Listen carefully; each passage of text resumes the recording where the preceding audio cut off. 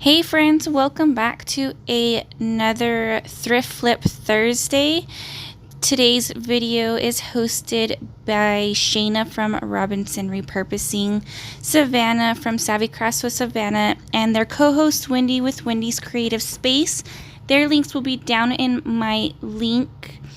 with a link below in my description box, so be sure to check out their videos, their channels, and all the other crafters videos that participated today will be in the playlist linked below as well.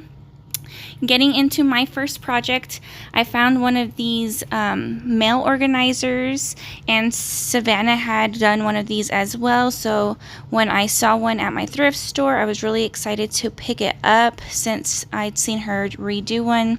I really loved it and wanted one of my own as well. So of course I gave it a good cleaning, and then I'm going in with some chalked paint, and I'm just giving it its very first overall coat. Now down in the dividers, it was really hard to get in there, so I go in with a flat brush to get down in there. Maybe you could try some spray paint and that would help more. And I also do want to say that I should have used a primer before just going on and painting this with the chalk paint. Even though chalk paint, you don't necessarily need a primer, I think it would have taken less coats because this overall took me 3 coats. So as soon as I get this painted up completely, no more of the wood showing through, I will go ahead and go in with this chippy brush that I got. It's a mini one from Plaid, and I go in with mixing Waverly's elephant color, which is a gray color, and the antique wax. So I dip my brush in the antique wax and the elephant color, and it kind of creates like this brownish grayish color, and I just go on all the high points and all the sides of this piece and all the edges, and kind of rub my brush on all of those pieces so that it looks like it's wearing off the white paint. I really love the way the 2 colors mixed together gave it the worn look, much more so than just going back in with the brown. If you wanted to just go back in with the brown, you could just sand off some of your paint or even wet distress it with a damp cloth. But I wanted to give it a little bit more of a more unique look with adding the gray in it, and I really love the way it turned out.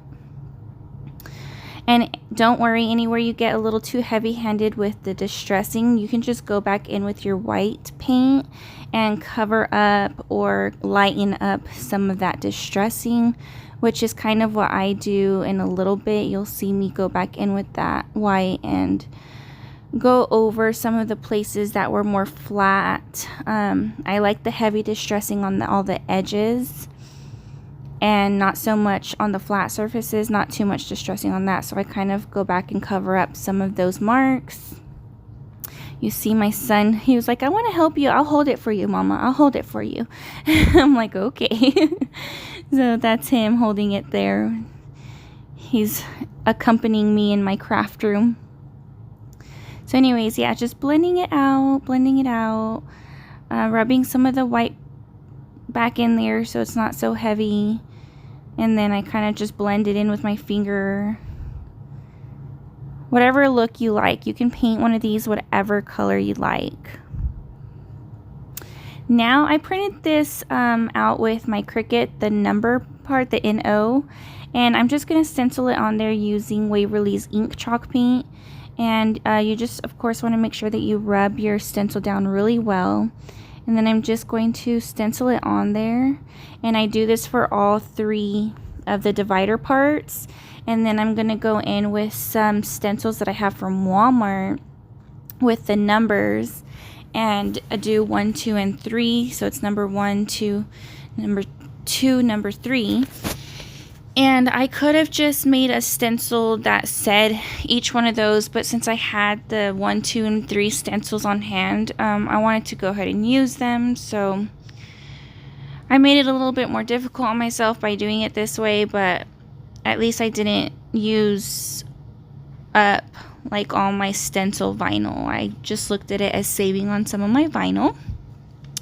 And then this is another great way to show you all that you don't necessarily need to have a Cricut. You can have or use other things. The 2 was a bit wide and it was covering over the O, so I just trimmed it down with my cutter, as you saw in the corner there, and that way I could get closer to the edge and not overlap the NO with the 2. I do the same thing for the 3 and stencil it on, and I'm just kind of holding my stencil down as I go about patting in the black. And you want to do it lightly, don't go in with a heavy amount of paint because you will get bleeds.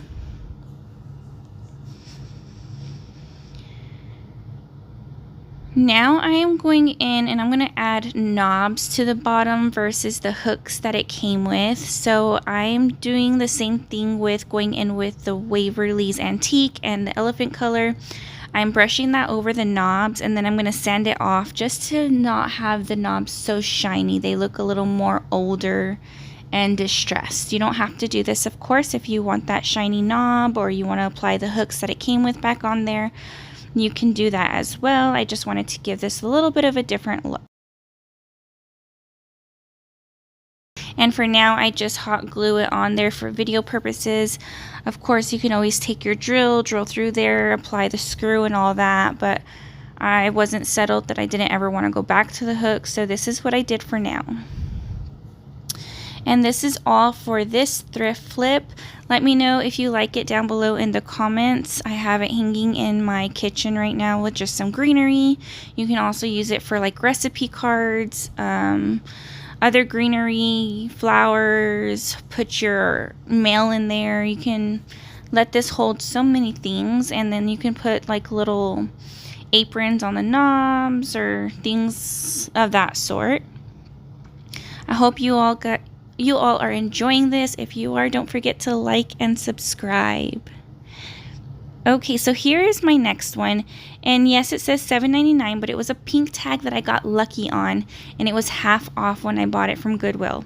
So I got really lucky and only had to pay $4 for this cute little round side table. I absolutely fell in love with this, and I cleaned it off at first because I didn't think I was going to do anything but paint it white. But I was like, no, let me challenge myself a little bit. Let me go ahead and sand off all of this and see what it looks like underneath the top of the table part.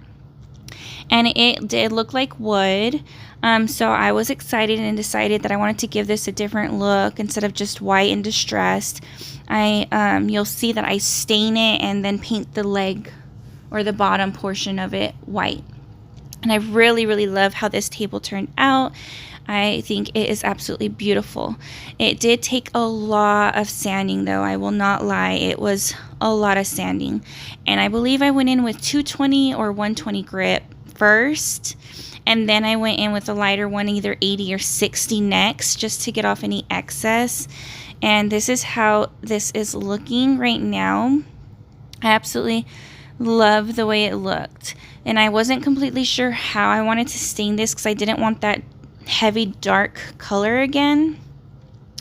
So I go in with my microfiber cloth and take off all the dustings from it, and then I go ahead and try this stain here, and I'll show you in a minute what it is. I can't remember the name right now. Age Glaze from Rust-Oleum. So I tried that, and I'm gonna try it on a portion, and then I'm gonna let it dry and move on to the legs while I let that dry, and then come back to see how we like it. So I do that portion. I'm trying to build it up, see how I like it, and I'm trying to layer and see if I let it sit there before rubbing it all in, if it gives it a different look or what. So that's kind of just what I'm testing out right now. Next up, I'm going to go ahead and just cover this top table part with some bags and tape it. And then I'm going in with some spray paint. It's Rust-Oleum's white primer. It's not a spray paint, it's a primer. And I do this because, as you saw from the first project, I had to do so many coats to cover up that brown. And I wasn't going to sit there and try to get in all those edges and creases of sanding the legs down. So I prime it this time. I learned my lesson. So I decided I didn't really love the way just that stain was working out. So I decided that I wanted that stain, but mixed with that gray, that weathered gray from Rust-Oleum that you just saw me hold up. So they're oils, so they don't mix completely well, but they did mix enough. Of course, it starts separating pretty easily, but I go ahead and dip my cloth in there and stain this whole table. Well, I forgot to press record while I was staining, so you missed where I'm staining it, but that's exactly what I did. And let me explain to you a little more detail how I got the gray lines that you see going out throughout that table. So like I said, I took that mixture and I stained the whole piece with that mixture. And then I took some of the gray on the corner of my towel and kind of rubbed lines around the table a little bit. See, those are the two that I used in the mixture. Took the gray, got some on the corner of my towel, and just kind of drew lines on the table, rubbing my towel across the table, making those lines that you see there. I let it sit for a minute, and then I rubbed off those lines and then went back with the age glaze and kind of used that to blend out the lines. And I absolutely loved the unique look that it gave that tabletop. Let me know down below if you love the way that looks, or if you think I should have went with a completely different color. I love y'all's opinions.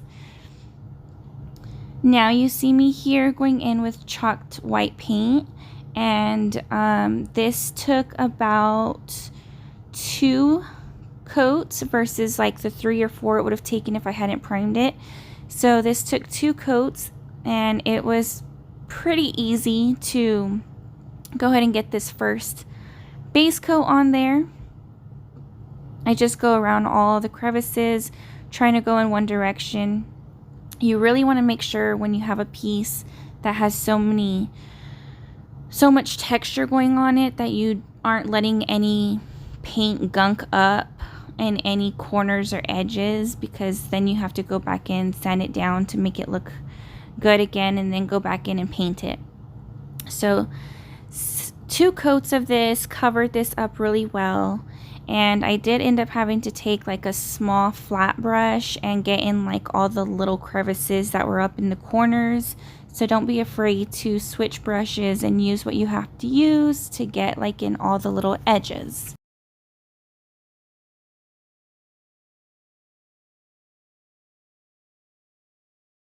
See, there I am kind of covering up all the little edges that my big round brush wasn't going to cover up or get to.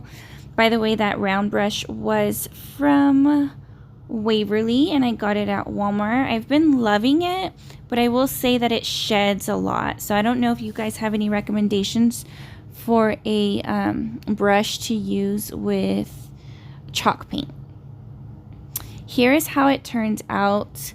That put us up at $8 for this Thrift Flip Thursday. So I stop here with these 2. Again, let me know how you think these turned out or what you may have done differently. I do absolutely love how these 2 projects turned out. Don't forget to give this video a big thumbs up and subscribe down below. The link to everybody else's thrift flips will be down below, so don't forget to check them out.